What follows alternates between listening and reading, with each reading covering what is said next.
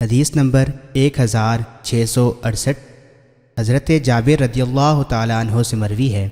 رسول اکرم صلی اللہ علیہ وسلم نے فرمایا، رات کے وقت ایک لمحہ ایسا آتا ہے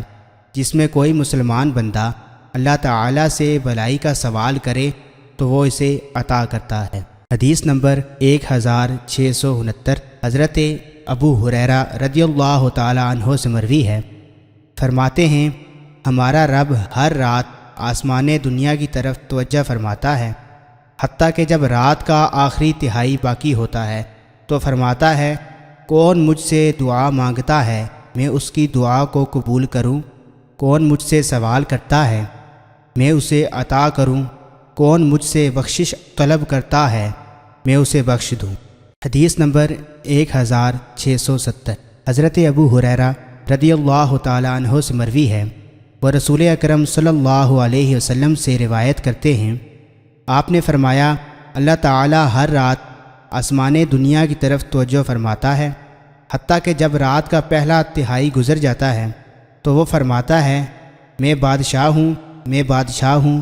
کون ہے جو مجھ سے دعا مانگے میں اس کی دعا کو قبول کروں، کون ہے جو مجھ سے سوال کرے میں اس کو عطا کروں، کون ہے جو مجھ سے بخشش طلب کرے میں اس کو بخش دوں۔ یہ سلسلہ صبح روشن ہونے تک جاری رہتا ہے۔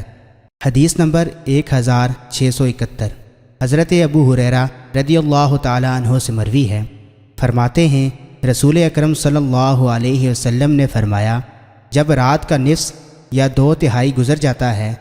تو اللہ تعالیٰ آسمان دنیا کی طرف توجہ فرماتا ہے کیا کوئی سائل ہے جسے عطا کیا جائے، کیا کوئی دعا مانگنے والا ہے اس کی دعا کو قبول کیا جائے، کیا کوئی بخشش طلب کرنے والا ہے جسے بخش دیا جائے۔ صبح روشن ہونے تک یہ سلسلہ جاری رہتا ہے۔ حدیث نمبر 1672 حضرت ابو ہریرہ رضی اللہ تعالیٰ عنہ سے مروی ہے، فرماتے ہیں نبی اکرم صلی اللہ علیہ وسلم نے فرمایا، اللہ تعالیٰ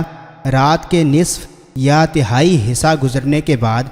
آسمان دنیا کی طرف توجہ فرماتا ہے اور ارشاد فرماتا ہے، کون ہے جو مجھ سے دعا مانگے میں اس کی دعا کو قبول کروں، یا کون ہے جو مجھ سے سوال کرے میں اس کو عطا کروں۔ پھر فرماتا ہے، اس ذات کو کون قرض دے گا جو نہ فنا ہوگی نہ کسی پر ظلم کرے گی۔